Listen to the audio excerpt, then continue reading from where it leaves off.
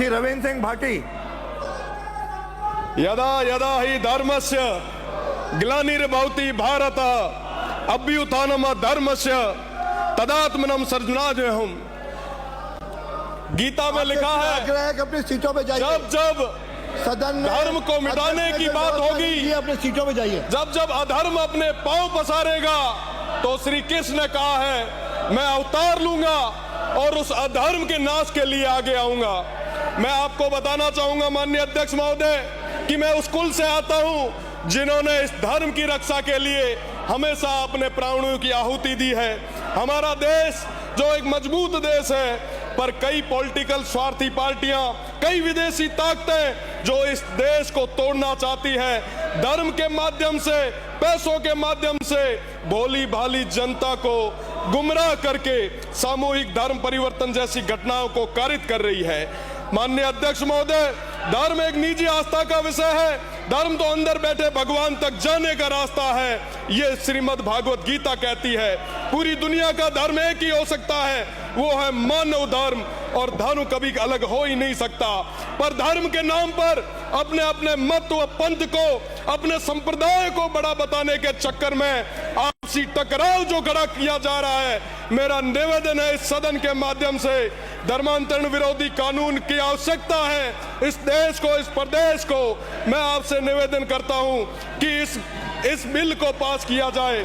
साथ ही साथ इस बिल के माध्यम से तमाम जो बेकसूर लोग हैं उनका राजनीतिक कारणों से प्रताड़ना नहीं होनी चाहिए, ये भी हमारी जिम्मेदारी है। मेरा निवेदन है कि इस तरीके के जो धर्मांतरण करने वाले जो लोग हैं, जो दूषित मानसिकता जो रखने वाले लोग हैं, संस्थागत रूप से जो ये कार्य कर रहे हैं, उनको किसी भी सूरत में बख्शने की जरूरत नहीं है। अभी थोड़ी देर पहले आदिवासी समाज की बात चल रही थी।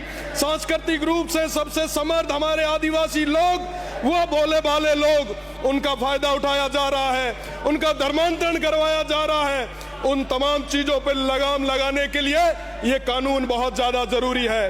मैं आपसे निवेदन करना चाहूंगा, सीमांत क्षेत्र में हमेशा सौहार्द रहा है, भाईचारा रहा है, परंतु कुछ लोग जो नाम पर तो गांधी और नेहरू का नाम लेते हैं, पर साथ ही साथ सब में समाजों के और धर्मों के बीच में आग लगाने का काम भी करते हैं। मैं इंटरनेशनल बॉर्डर से आता हूं माननीय, वहां आज पूरे गर्व के साथ कह सकता हूं कि उस क्षेत्र में चाहे विभाजन का समय रहा, कभी उस क्षेत्र में दंगे नहीं हुए। पंजाब में, बंगाल में लाशों से भर भर के ट्रेनें आई, खून की नदियां बही, राष्ट्रपिता गांधी जी को भी प्रभावित क्षेत्रों में जाना पड़ा। पर इस मारवाड़ में, इस बीकानेर में, इस राजस्थान में धर्म और जाति के नाम पे कभी कोई दंगा नहीं हुआ।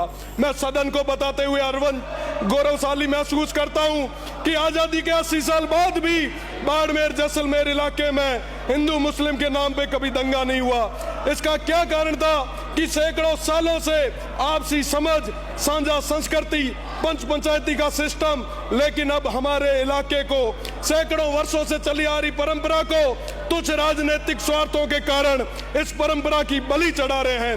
वोट के छोटे लालच के कारण कभी हिंदू मुस्लिम के नाम पे, कभी जाट राजपूत के नाम पे, कभी कभी अन्य वर्गों के नाम पे समाजों में जहर घोलने का काम हो रहा है।